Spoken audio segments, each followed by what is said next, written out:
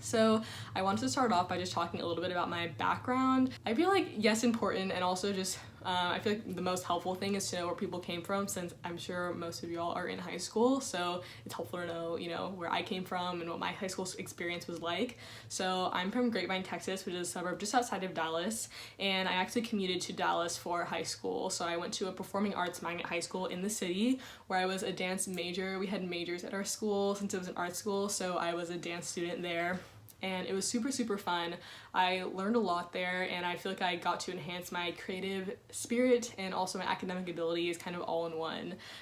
So that was a really awesome experience. I guess you can tell from that dance was a really important part of my life and really important part of my upbringing, and more importantly, a really important part of my application. I started dancing when I was 2, and I started competing when I was 8, and then when I was 16, I transferred to this performing arts high school where I went from sophomore to senior year. Yeah, that's basically like the trajectory of my dance career, and I studied a lot of different styles. So I did classic ballet, modern, jazz, tap, contemporary, hip-hop, and then I also studied a variety of international styles. So I got to study and perform flamenco, ballet folklorico, Filipino dance, African dance, Bollywood, and a few others.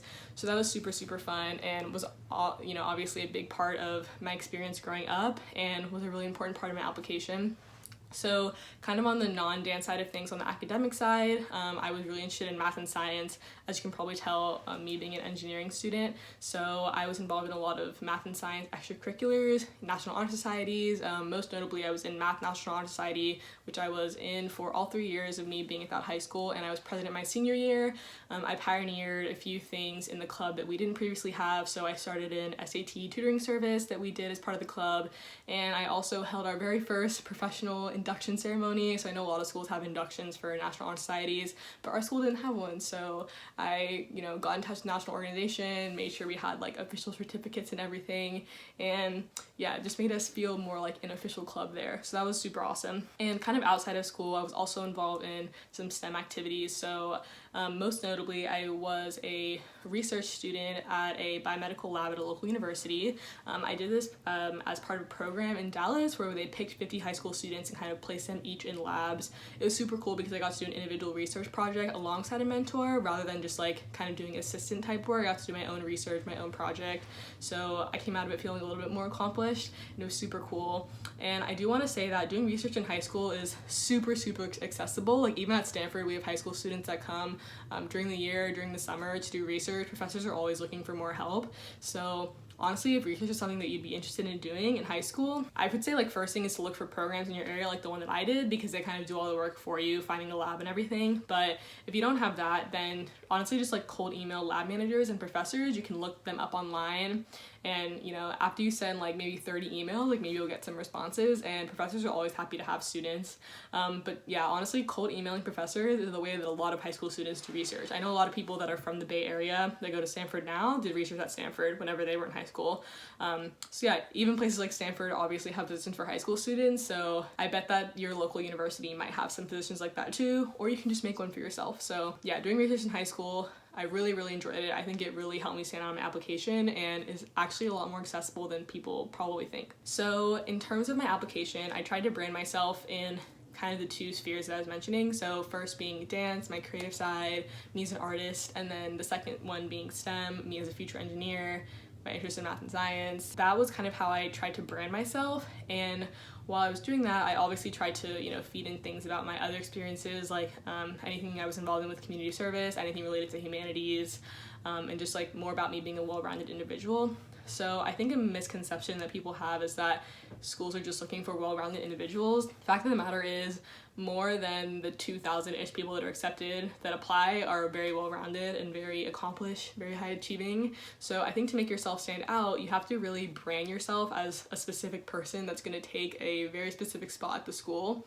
And you might have to make that spot for yourself. So I basically wanted to make a spot for me at Stanford that was for a Hispanic female engineer, that was pursuing STEM, that had a really clear goal of impacting a specific community, and then was also going to make a clear impact on the dance community. I don't know, like, contribute to the arts community that Stanford is so proud of. While it is important for me to be well-rounded, and I think that everyone at Stanford is well-rounded, I think it's also really important to have a clear vision and goal to make change and make an impact at like a certain place at Stanford. Because if everybody there was just like well-rounded and everybody liked everything, then it's really hard to tell what people are actually going to do and where people are actually going to make an impact. Because being well-rounded, while it is really important, it can also sometimes feel not very specific, or you don't have a really clear direction in your life. So I would say, while of course you should be well-rounded, focusing in on specific themes that are really important to you and that are really indicative of the kind of person you're going to be, the kind of student you're going to be at the institution that you want to go to is super, super important. You'll kind of see throughout my application, I'm going to go through my essays in a second,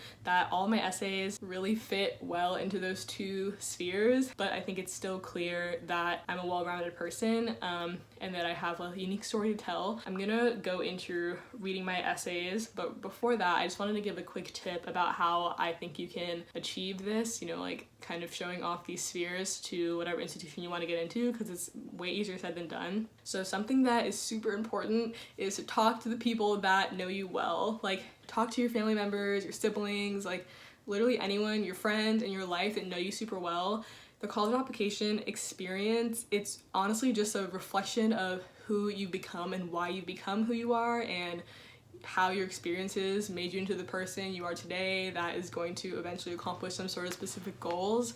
And all of that is really, really hard to think about, honestly. And like, the people that have known you your whole life probably remember some experiences that you've had and things that were important to you and ways that you were changed and ways that you don't even remember. I know whenever I started my college applications, I first started just like writing out my essays without talking to anybody, and they seemed really robotic, really mechanical, and like not super personal. And I was like, and when I was thinking about them, I was like, why am I like this? Why do I even have this goal? Like, I don't even remember when I first started to think about these things, or why certain subjects were important to me. Why did I even like math and science? Like, I didn't remember. And so when I talked to my parents, then I kind of got a better idea of, oh, I had this experience when I was younger. That kind of relates to how I think in this way now. Like, there's kind of like all these dots that need to be connected from your upbringing, and I think that your parents can help you do that. It's super, super hard to do by yourself. So honestly, I would recommend talking to people that you know. It's really, really important. And it's not really talking to them about what you're gonna write your essays about, it's just talking to them about your life. Remember when this happened in elementary school? Remember when this happened in high school? Like, all those things will help you kind of analyze your life and think about your experiences in a way that's, I guess, more critical, so you can put them into your application essays and it'll be more successful. So yes, definitely recommend doing that. Okay, cool. So I'm gonna jump into my Common App essay now. Just for reference, I picked the topic about your background or identity, something about that is really important to you. Like, tell us about that. It's obviously not the exact prompt. I think it's like the first prompt. But honestly, don't worry about the prompt. I would just write your essay and then pick a prompt after, because the prompts basically span like every topic. And I think there's even one topic that's like, just pick whatever. So don't worry about what prompt you pick. It's more about your essay. My first paragraph begins, I am a mud. As an Asian Hispanic. And this is pretty short, but right off the bat, I think this is a really strong intro, because you can tell that this is my essay. You know, to have 100 essays put out on the floor and they were to pick, you know, all of them up and read, you know, the first paragraph of each essay, I think it'd be pretty obvious that this one's mine, because it says something super clear and specific about me. I think that that's super, super important. I know, like, probably in English class, you'll learn that your essays need to have some sort of hook that draws the reader in, but I think for your Common App essay, you need to have a personal hook. So it needs to be a hook that draws the reader into you and your personal story. If your intro could have been written by anybody, or it could have been written by somebody else and still be relevant, I would rethink it, because you know, the admissions officers are reading thousands and thousands of essays, and you want them to read yours and like immediately be drawn in and interested to who you are as a person. First impressions really are everything, and it's possible this could be the first thing they're reading from you, so don't take that lightly. Definitely make your intro important and do all that you can to stand out. Okay, so my second paragraph begins, existing as a mixture of identities.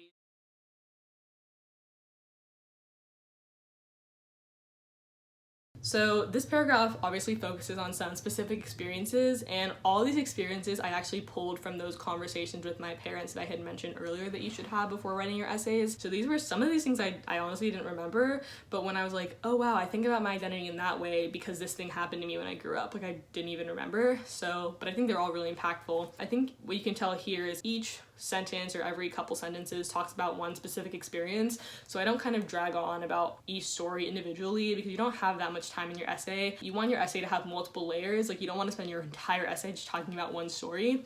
So I think every couple sentences kind of gives insight into a new piece of my upbringing and reveals something new about the way I view my identity, which is really great. So I think it's important that each piece of your essay reveals something new about you, whether that be something interesting, something that you learned. With every sentence, they need to gain insight into who you are. That's super important. So as you can tell here, each sentence is like very carefully constructed.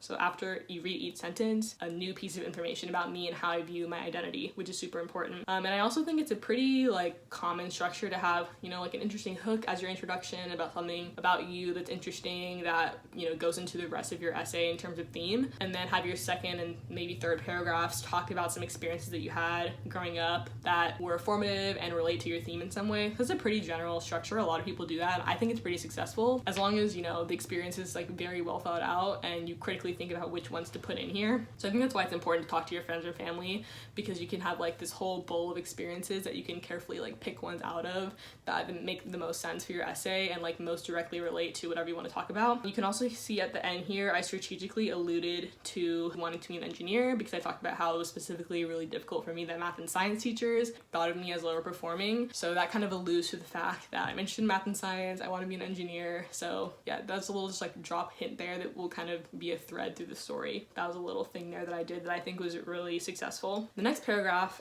begins.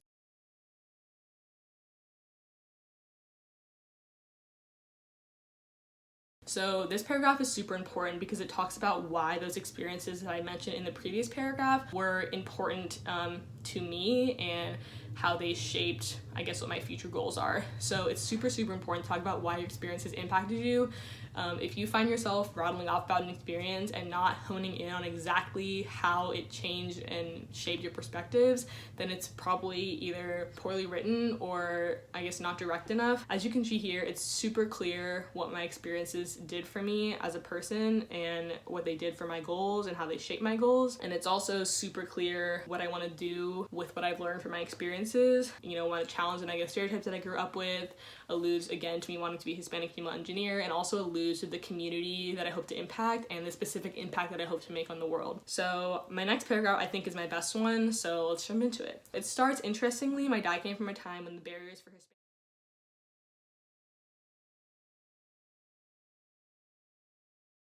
I think this paragraph is the most important and I think the best one because it threads together all the things that I was talking about. It links my background with my experiences, with the specific impact that I hope to make on the world and how my experiences have shaped and prepared me to be able to achieve them. So I think it's really important to have a specific goal that you hope to achieve after graduating from college. I think that like making an impact in your community or changing the world is not enough of a goal to seem appealing to admissions officers. So it's super clear here that I want to inspire other people that are like me, from marginalized racial backgrounds to pursue STEM, and why it's important for second generation Hispanics that did grow up with a lot of, privileges and educational privileges to kind of help push this movement of acceptance of individuals like me in the professional environment.